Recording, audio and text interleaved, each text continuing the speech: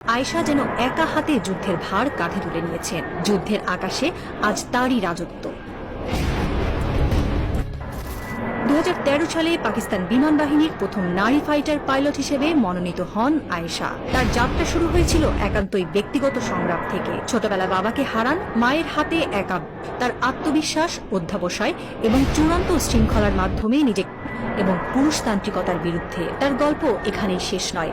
পাকিস্তানের সামরিক সূত্রগুলো বলছে তাকে এখন একটি বিশেষ টাস্ক ফোর্সে অন্তর্ভুক্ত করা হয়েছে, যার মিশন আগামী 6 মাসের মধ্যে সীমান্তের আয়েশা যেন যুদ্ধে প্রবেশ করে এক অন্য জগতে।